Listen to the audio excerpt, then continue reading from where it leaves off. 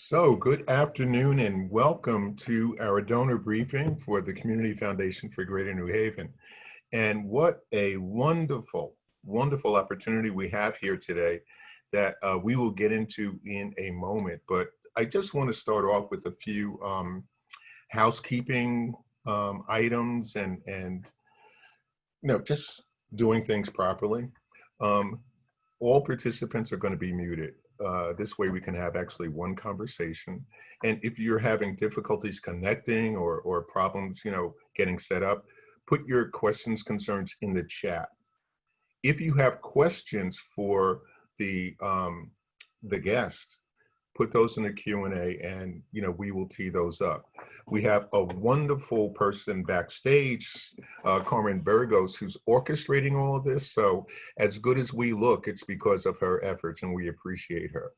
So you'll notice on the bottom of your screen, the chat and the Q&A buttons, and that's how you engage. So let's just get started and get into this process. I am so excited to actually have a conversation with Dr. Jackie Bouvier Copeland.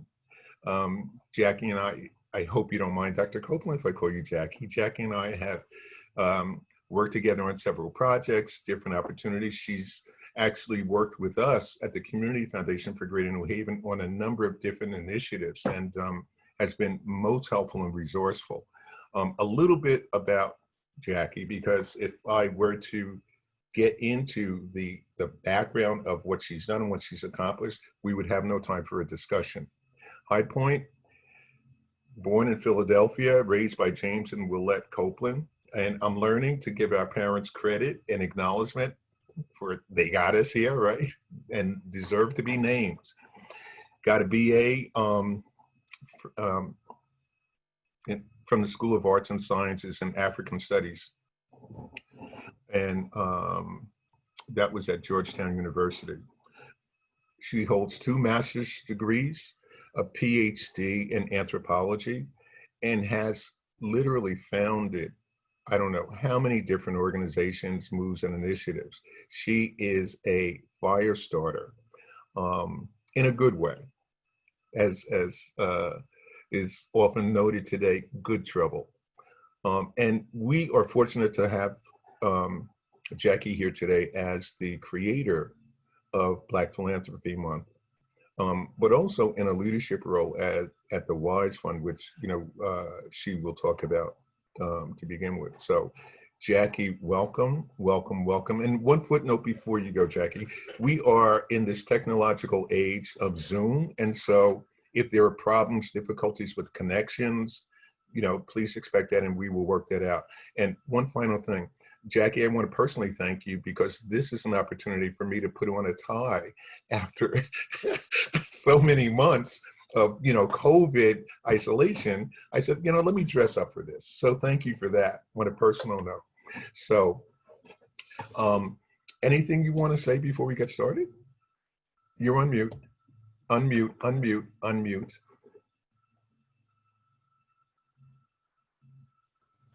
Perfect. Sorry about that. No, I just want to say how happy I am to be here, to see you. I know William Ginsburg is out there somewhere, and we go way back at this point.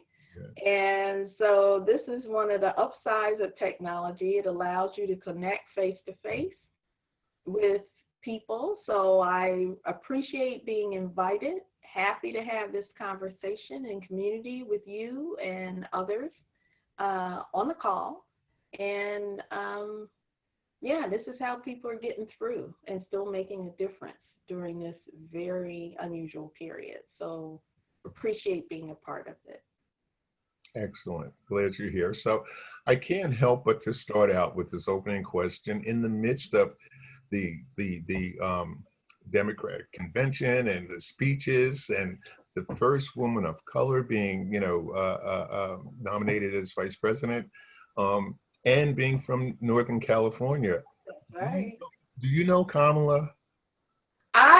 I know, not closely, but I do know of her as an associate and her sister Maya, who were both dynamos.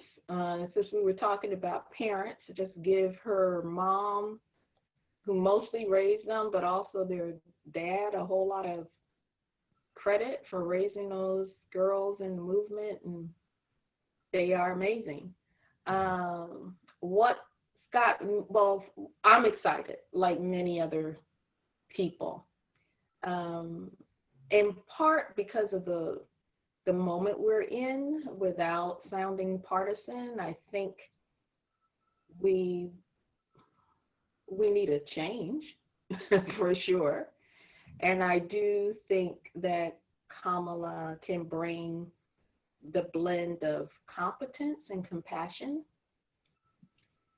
and a real gene for social justice that we need at this moment as a country and the world to face all of the challenges that we have. And so she's never been afraid to speak truth to power. I feel like she will be, like Black women leaders, I think often are, a representative of all the people. You know, just that it's starting to be studied, but I think often, and I know this drives me, I don't want anybody to suffer what I've suffered. I really don't.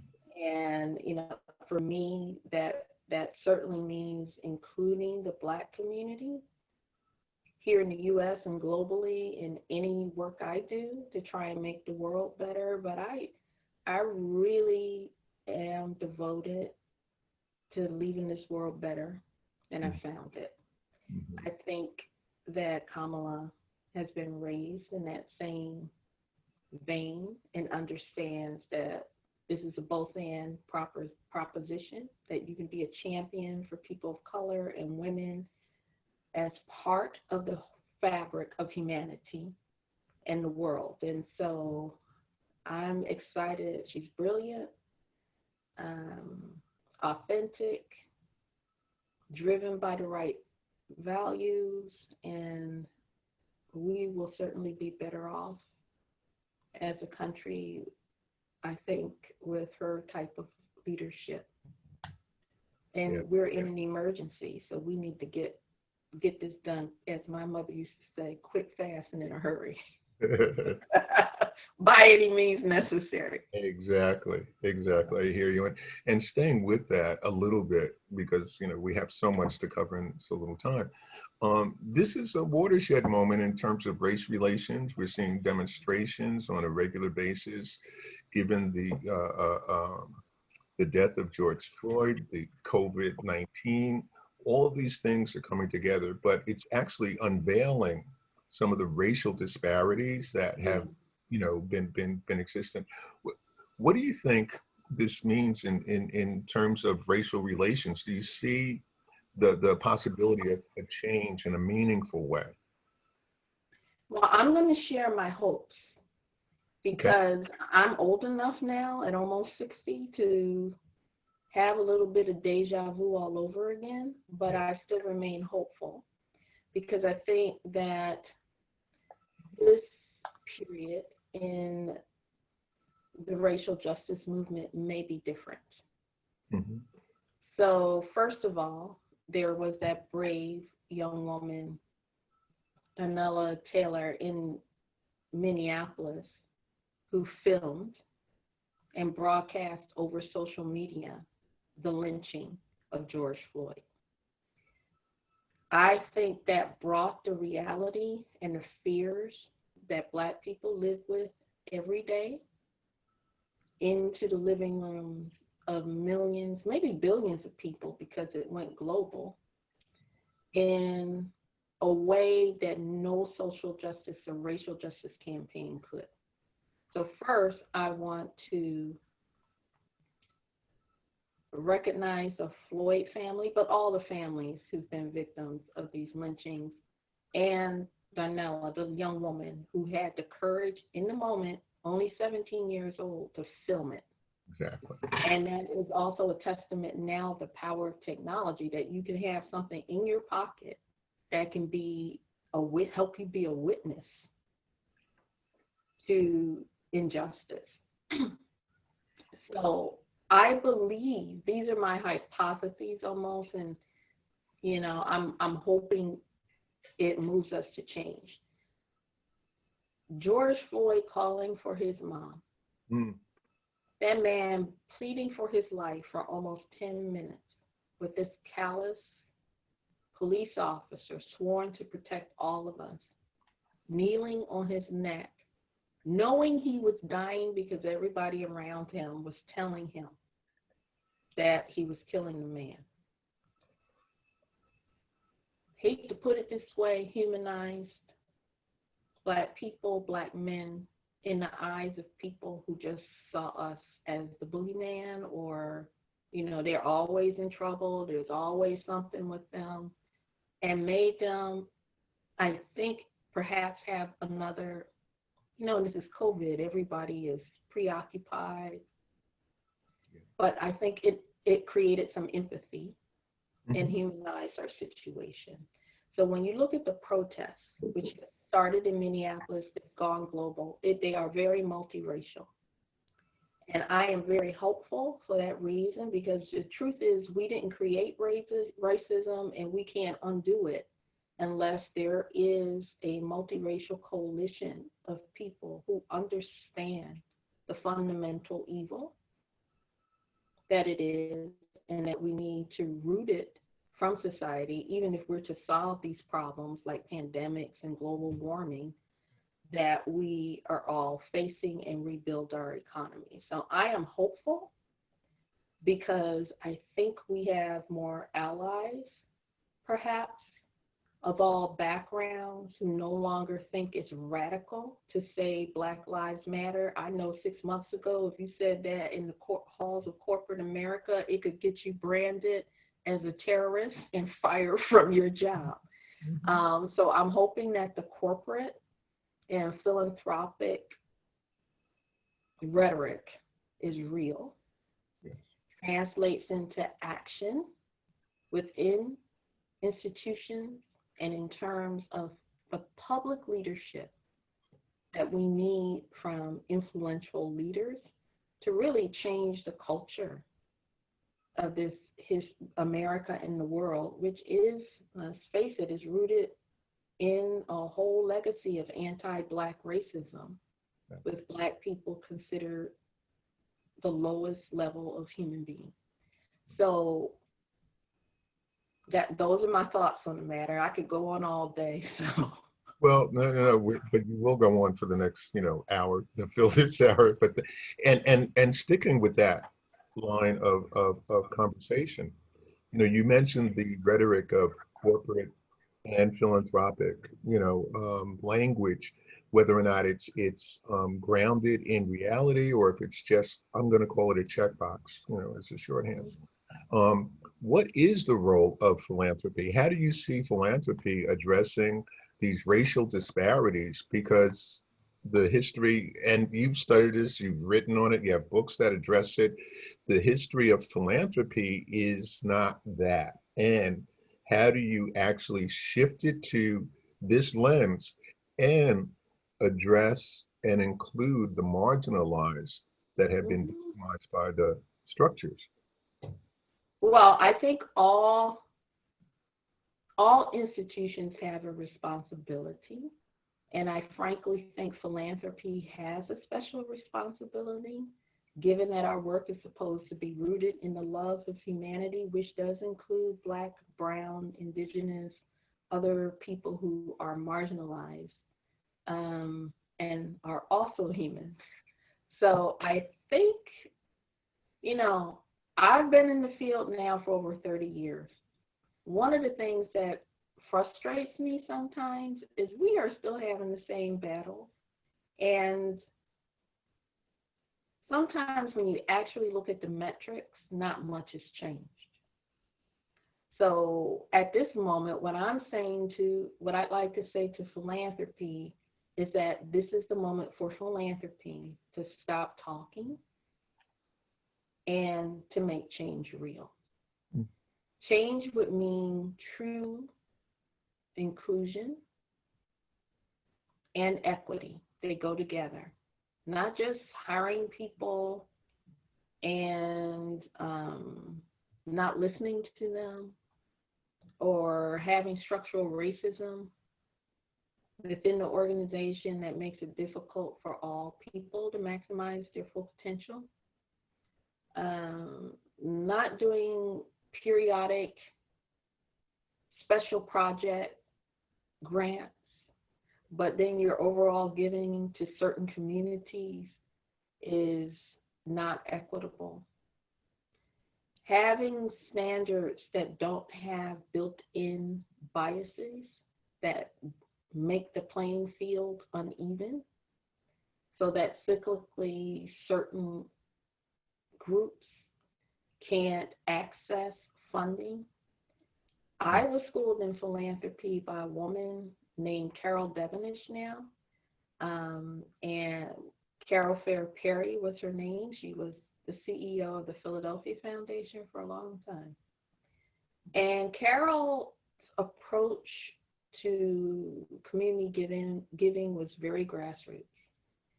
And I will never forget, she said to me, you know what our job is? Because we represent people of power and wealth.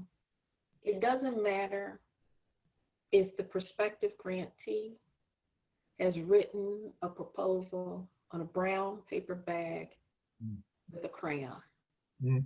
It's your job to go find that person and give them information, education, and support so they can meet the same standard as everyone else. And to change the standard if need be, because we don't know where the next great idea to save the world is going to come from.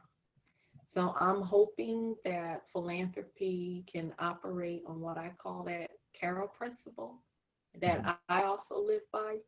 We don't know what package the idea that's going to save the world is going to come in. And if we have all of these implicit biases that are preventing certain categories of humanity from accessing resources and support, we cannot fulfill our mission.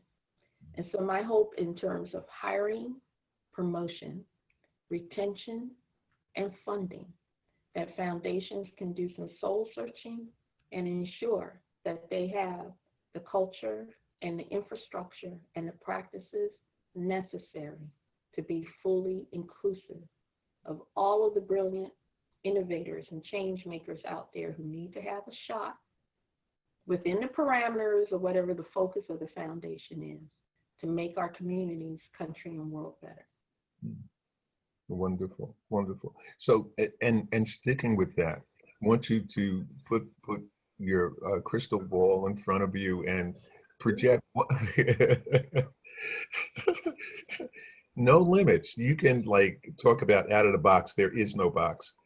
What would you envision in 10 years or so with these measures in place? If it is about equity, if it is about, taking it out of the rhetoric context into the actionable, concrete, what would it look like in 10 years? Well, I think, and I'm not going to cite actual numerical metrics, but I think that we have a dearth of people of color in leadership positions still in institutional philanthropy, and that's an indicator of a problem, given all of the brilliance and competence and qualifications in our community.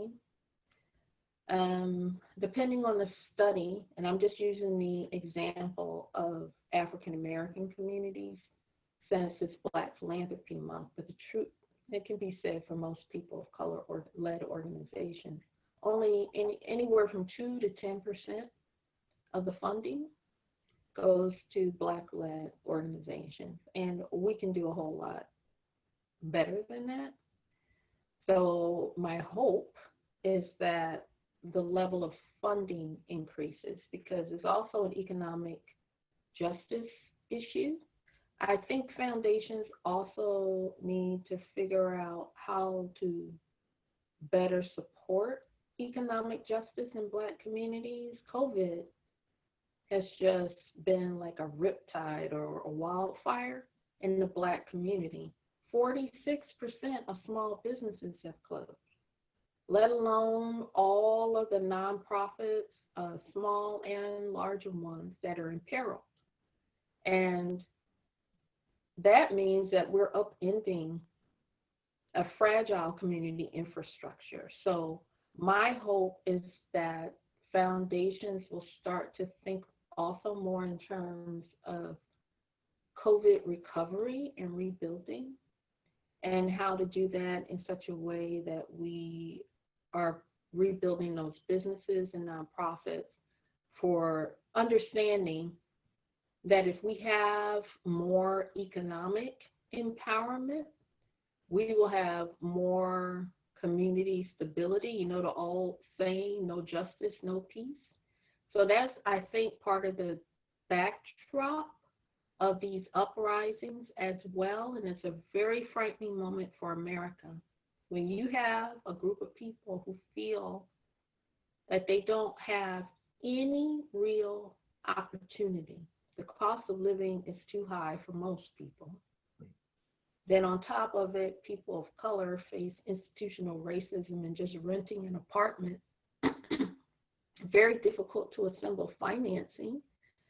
Black businesses only get 1% of the venture funding in the US.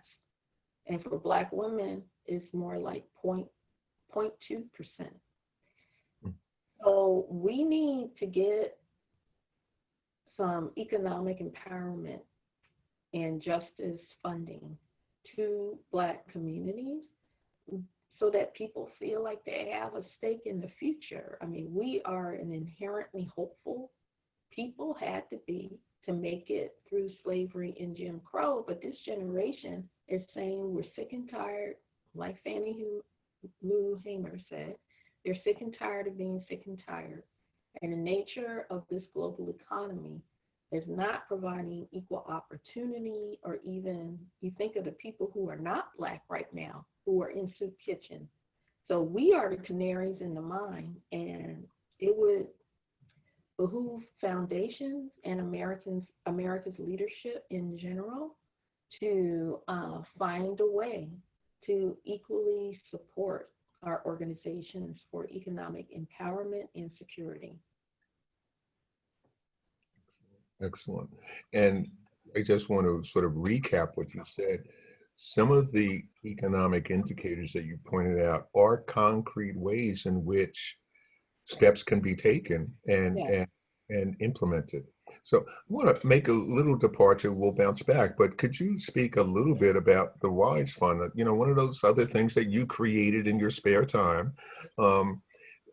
Let's hear about the WISE Fund, what it's up to, what you're up to inside that context. So I had, throughout my life, no matter what job I've had, my feeling has been, you can't talk about Black philanthropy and not do it yourself personally in whatever way you can. So we'll talk about the origins of Black Philanthropy Month later. But in my last job, I was at the Anita Borg Institute for Women in Technology, and our role was to get women who are underrepresented into positions in the tech field. I had the good fortune of going to Australia for the first time last July. Amazing country. Learned about the struggle of all peoples there, but Black people and Indigenous people. Went to the Great Barrier Reef as part of the trip. And also what is the world's oldest rainforest. And I was really struck by the environmental degradation of those two places. And it haunted me. And say, here is a rainforest that has survived for millions of years, and we as humans have found some way to destroy it. The animals are leaving. It's in a protected area, but between global warming and overlogging, it's very difficult to maintain it. And we all read about the death of the Great Barrier Reef. Mhm. And these natural areas are like barometers of the health of the planet and all of its living things. And I also saw the indigenous youth, Black young men who had no economic opportunity, were kind of hanging out, almost begging for money to survive.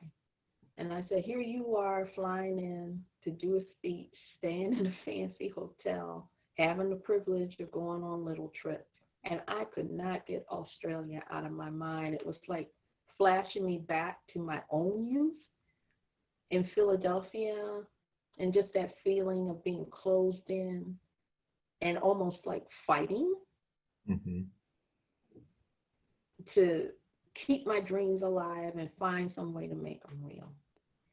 And so even before COVID hit in February this year, it just came to me. And so you work largely with women, and women, because we're doing mostly intimate care and families, feel the brunt of climate change first. It's like the African woman who has to walk 10 miles to find clean water and carry it back to her home for her family on her head. I said, so what can you do? You're just one person, but maybe you can bring your network and people who are also trying to figure out how to get women, Black and Indigenous women, innovators, nonprofit leaders are the least funded in the US and the world. Okay? So what can you do? Because this is an all hands on deck moment for the planet. Okay. And so I couldn't sleep about this. And then somehow in like a dream, I'm just telling you what exactly happened. Yeah. And those women are invested to save the earth. And that became Women Invested to Save the Earth. Why don't you create a fund? You know who a lot of these amazing grassroots innovators are. And they cannot often get their first investment or grant, no matter what they do. They're equally competent, but for some reason, we're not seeing this coming in a package that engenders trust and support. And so that's what the WISE Fund is a funding equity nonprofit. We are now the backbone organization for Black Philanthropy Month. And we are going to do our first grant round next month to a very inspiring group of innovators who don't usually get attention, who have all kinds of inventions that can help us either manage or even in some cases solve global warming, which is disproportionately affecting low-income Black and Indigenous communities across the world. And I think everyone will be excited, and it will be a tool where the everyday person can also support these organizations. And I'm focusing on Africa, Australia, Brazil, and the US.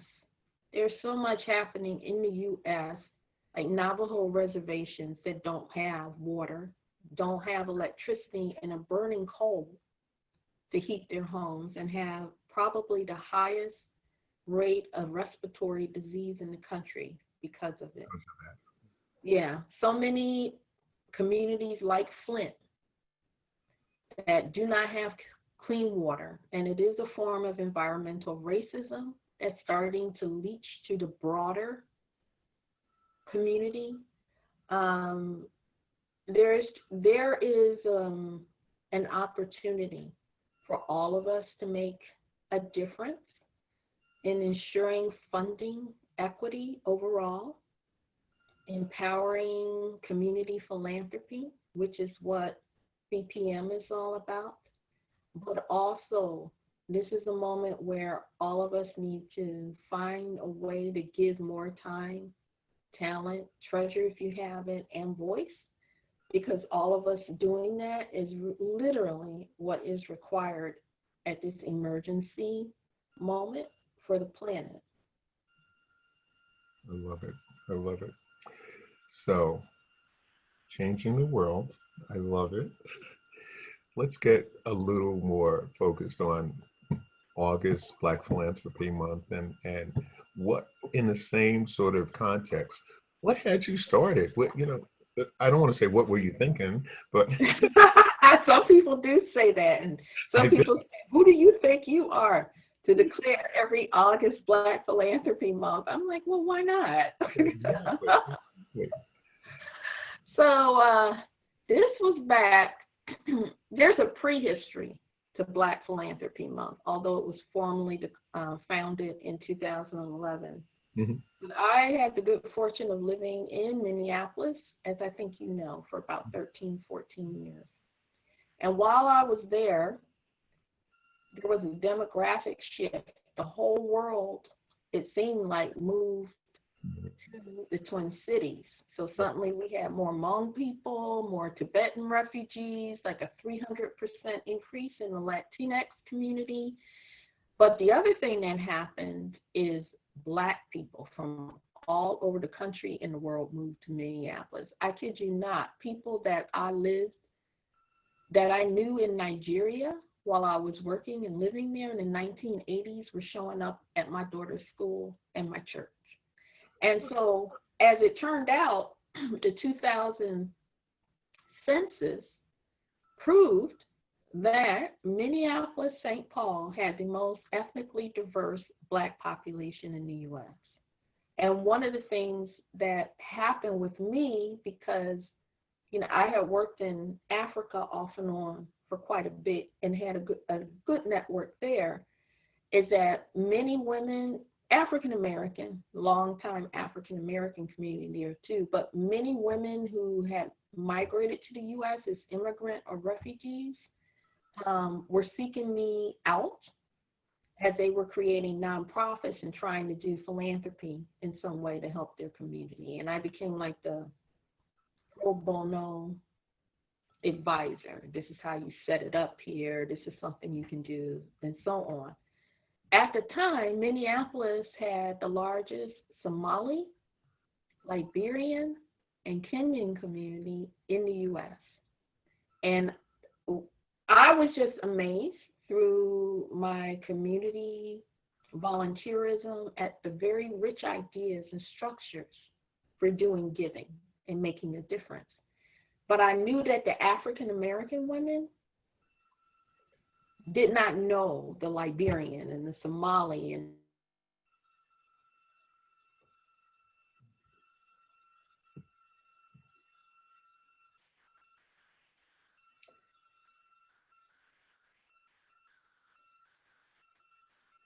It's a volume. Yeah, one moment. I think the sound froze. am I back? Okay. You're back now. You're back now, but Okay. the sound froze after the Liberian. Oh, okay. So there were all these diverse women from different places in Africa and now calling Minneapolis, St. Paul home in the early 2000s. And so I brought them together in something called the Pan-African Women's Philanthropy Network. We started meeting as really a network for mutual support. We were all had children, elders that we were supporting, working, one or more jobs, trying to make our community better, trying to stay healthy. And that's how it started out. And we started, that group inspired me. The very rich traditions of giving and seeing the very creative ways that women were transplanting them in the U.S. context. And then we started mixing and matching these different approaches.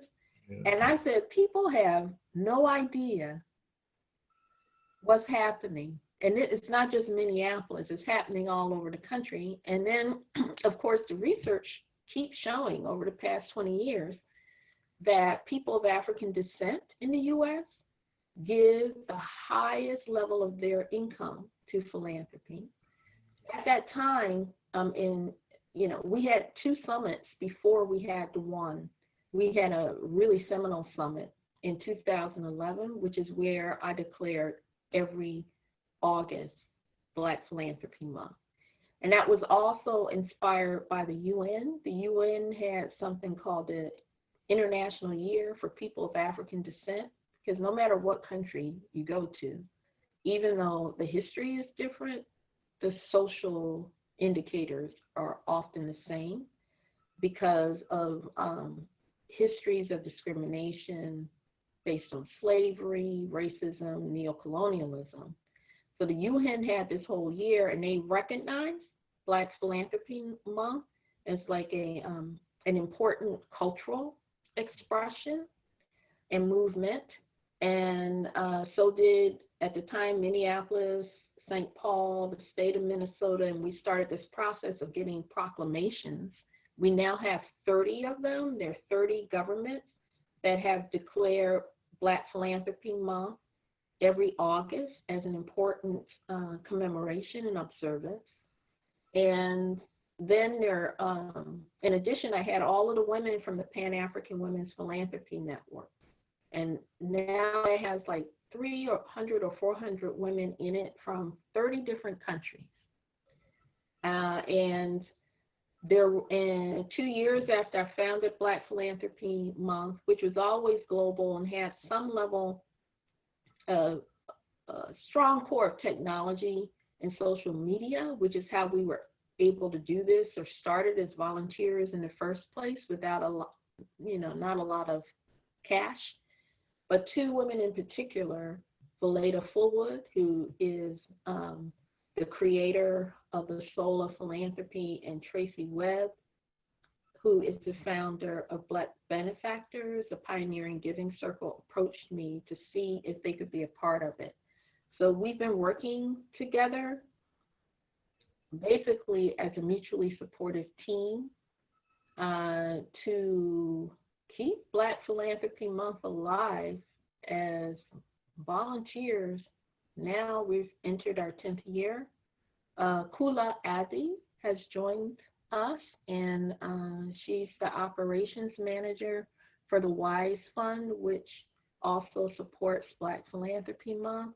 And then there are really literally thousands of women and allies throughout the U.S. and across the world supporting this. And I think it's so important because, we have our challenges as a people, but when you really step back and look at it, it is our own self-help and our giving and mutual support traditions that have allowed us to get through slavery, created the Underground Railroad, the African liberation movements, including the anti-apartheid movement. So this is powerful stuff, and we need to remember it, even when we're masked up and holed up in our houses due to COVID. Exactly. That we can give, and we can give in a way that changes history and remakes our future. Mm-hmm. I like that answer, and it really speaks to the innate cultural presence within the Black community, within communities of color. This is what we do, and it's redirecting it in a very interesting way. So there are a couple of questions coming in through the Q&A, and let me just put those out there because time is ticking quickly. I hate this. I know, we're having so much fun. I know. So one of the questions that came through was whether or not this webinar was for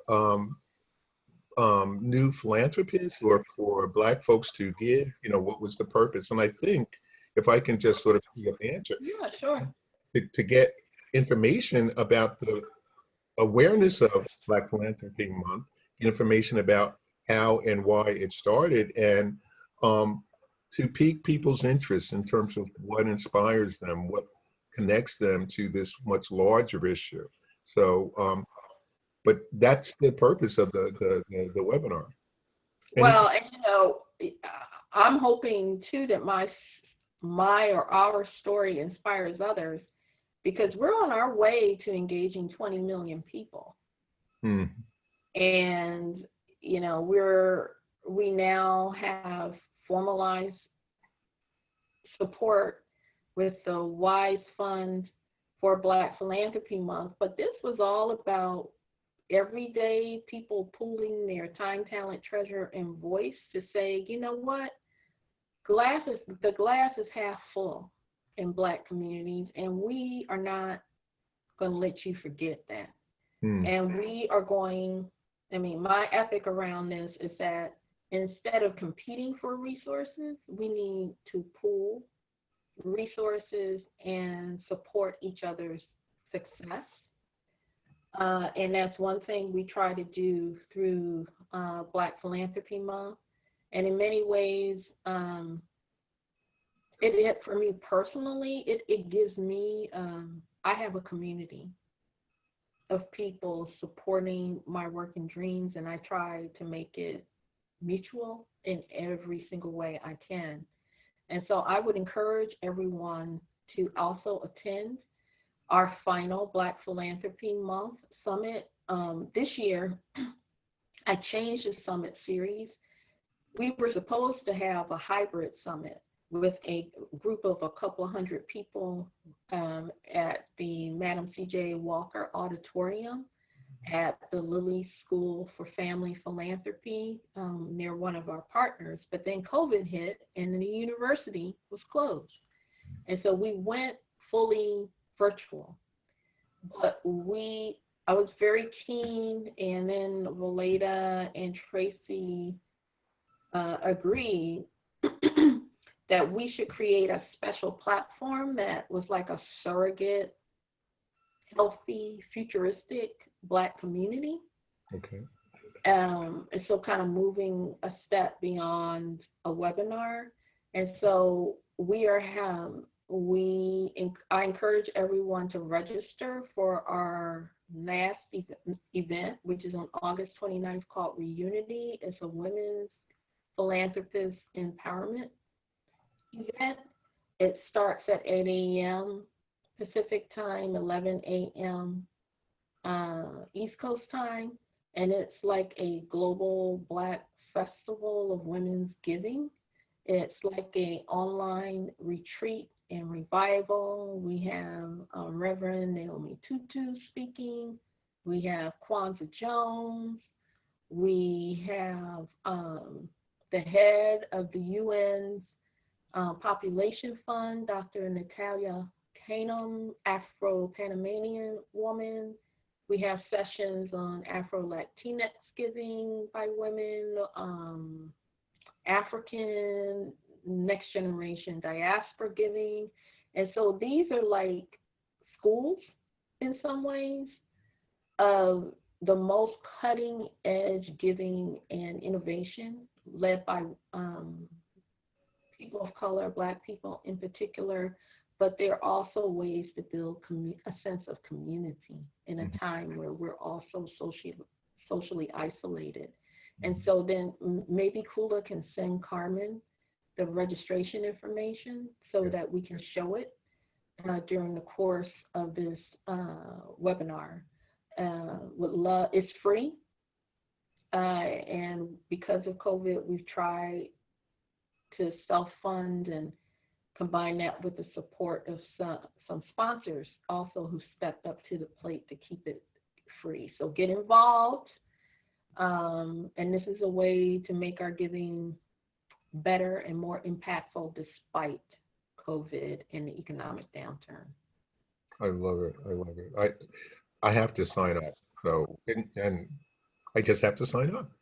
Okay. And you can, we've had 3 events already. Yes. One that was based in the US and then one based in Africa. And if you go to the site and register, you can replay all of those sessions. including the keynotes by Soledad O'Brien, Bakari Sellers, Jessica O'Matthews, Joy Bolomwini, Dikembe Mutombo, and others who have great stories of philanthropy to tell. And if you don't walk away inspired, there's something wrong. I love it. I love it. So let me take another question from the participants, and from Orcella Hughes, Executive Director for the Prosperity Foundation here in New Haven. She's been a sponsor for the 2020 Black Summit and has celebrated BPM for the past 3 years. And she noticed the majority of the sponsors are and vendors for the summit were Black-led. Can you speak about any challenges you have experienced when seeking financial support from white-led organizations? Well, I would say for all organizations, you know, this is called Black Philanthropy Month, and then although we have activities year-round, I think some organizations don't see this as a movement, although we try to emphasize that and come to the decision, why should we just support an event that will last for a month? And so I will say that that's part of the conversation and a barrier that we face. You know, we're changing that narrative. And I am hopeful because I do see Black philanthropy, and this year, for the sister who asked the question, she knows that we talk not just about philanthropy, but the Black funding gap. Because as I've mentioned, whether we're looking at philanthropy or social investment or venture funding, we are not getting a fair opportunity. And so we had philanthropists, but we also have venture funders and social investment folks. And we're coming up with something called the New Black Funding Principles that, after each session, there was a poll, and we had each session kind of recommend what would be the most impactful way for foundations and other institutions to fund Black communities, particularly to rebuild post-COVID. And so we have 12. Yes, 12 ideas, principles that came up. We will do polling again at Reunity on August 29th, and then we will release the poll to the general public. This was a way of ensuring that everyday people were weighing into, not just professionals in the field. And my hope is that, in answer to the question, that after this Black Philanthropy Month, it will be easier for us to get funding. Right. Because this has been primarily, even this year, self-funded and is growing. This is part of the call for racial justice. Also, fair funding. Our hashtag is Black Funding Matters. And so, we're open to potential supporters because we have a lot of impact. We're going to do an evaluation too that transcends the month-long celebration. And actually, the way we see it is Black Philanthropy Month is in August, and then the bookend to it, the end of the Black giving season, is the end of February with Black History Month. Mm-hmm. And then March, which is Women's History Month, we start planning the next Black Philanthropy Month. And we're hoping that everything that comes out of Black Philanthropy Month influences funding decisions for the giving season in Black families, but also institutions that care about what happens to us. So we'll be getting those funding principles out, I hope, the final ones in September or early October, so people can use them to make their end of year giving decisions. And I hope they'll fund Black Philanthropy Month, and I hope they'll support the WISE Fund. Perfect, perfect. So time for a couple more questions, and let me squeeze them in. Um, um, let's see, my husband and I volunteer to support the Latino community. What would you suggest in starting the same effort in the Latino community? Oh, call me. I'd love to help that. Okay. Yeah, I will share, my lessons learned, some tips, and support the efforts, because I will tell you, at the end of the day, I have this very strong belief, because I'm living proof. I came from a very low income, struggling background as a youngster, and I'll never forget my older cousin told me, Jackie, if you get A's, people you don't even know will give you money to go to college. And I had not even heard of such a thing. And she told me they were called scholarships. And I just couldn't believe it. I said, these are complete strangers, and all I have to do is get A's and tell them I need some money. And I probably wouldn't be sitting here today. That was like, in addition to my family's giving through church and to our civil rights organizations, how it's all started for me. And I'll never forget that. And my story is powerful, but is not unique.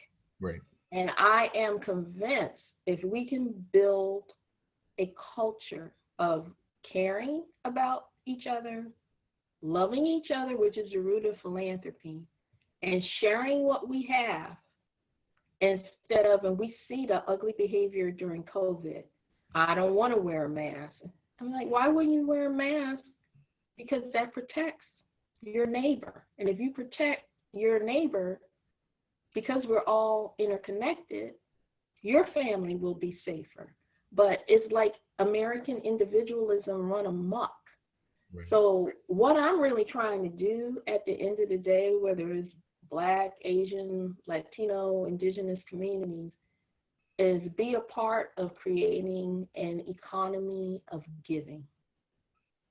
To counter our tendency to be a little too self-absorbed, especially as Americans, and recognize that we're all interconnected and we have the same destiny. And so certainly, if Latino, LGBTQIA or queer,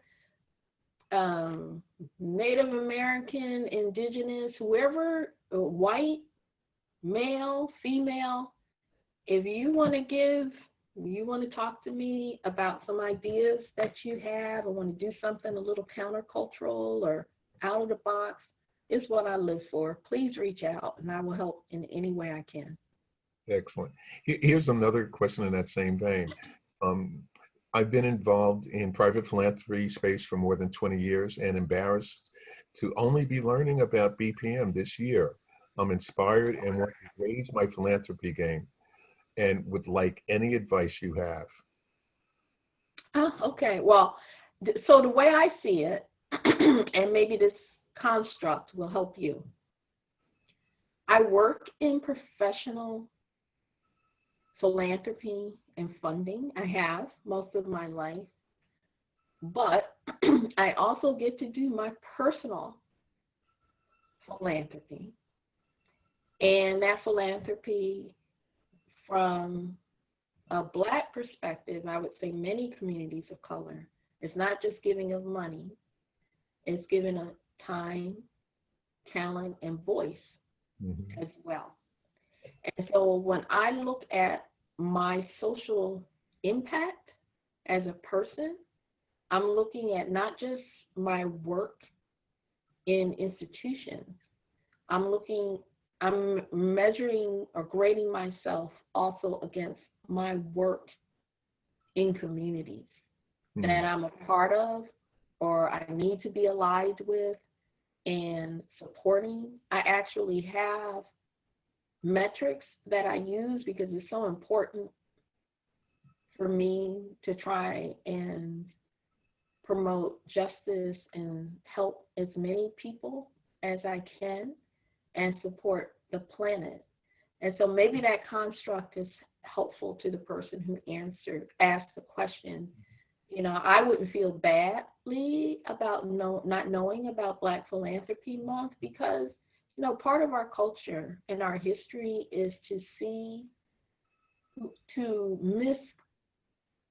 misconstrue Black people as the supplicants of the country and the world. And so it's amazing to me because there's been all this research for 3 decades now, I think, that proves that Black people give and give a lot, that Latinos give and give a lot, that Native American, and the giving cultures are ancient. But you still today will hear people say, well, you know, we're not going to really target Black donors because they don't give. And it is so puzzling to me.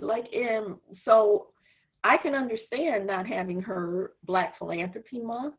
I hope we hired publicists this year for the first time. And I think that's helped us get the word out more so that more people know about it, can get involved, and actually even use it as a model to mobilize and increase the visibility of giving and funding needs for all communities because we're in this together. Jackie, that's wonderful. So we are at 3 minutes left. And let me just do a little, I know, right? I don't believe it.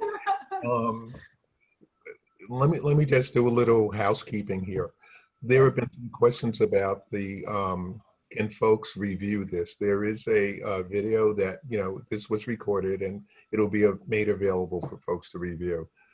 Also, there's a survey that will pop up for folks to complete, give us reactions, feedback to that.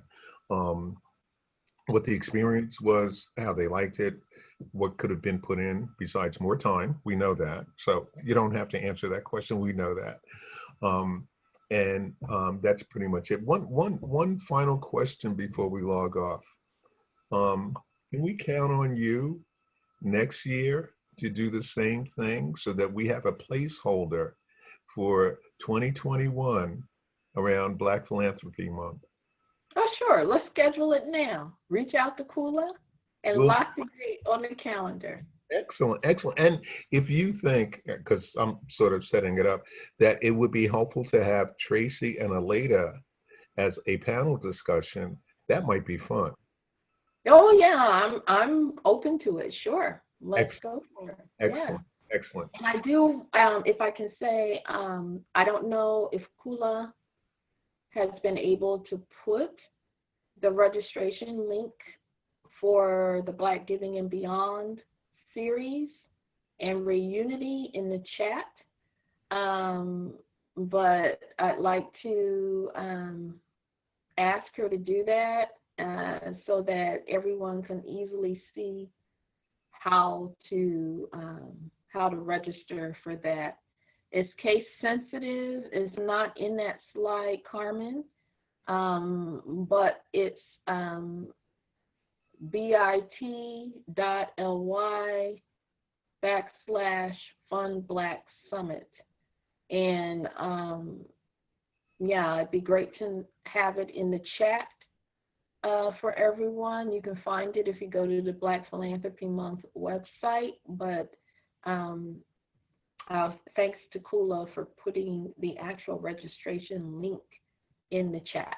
And I hope to see everyone there. Excellent. Excellent. So, Jackie, thank you so much. I wish we could actually have you here in New Haven, but this is good enough for now. You know, this works. Yeah, but you know, the world will open again. Yeah, and just so appreciate your contribution to the world, because to have a world leader such as yourself join us it's a privilege. So thank you for your generosity. Oh, well, thank you for your kind words. I'm just a community person trying to do her part, truth be told. Anybody can do what I do. Oh, you're doing it. So much. You're doing it. Very good. Thank you, folks. Thank you, Jackie. Have a good and stay safe. You Stay too. safe. Take good care. All right. All right. Bye-bye.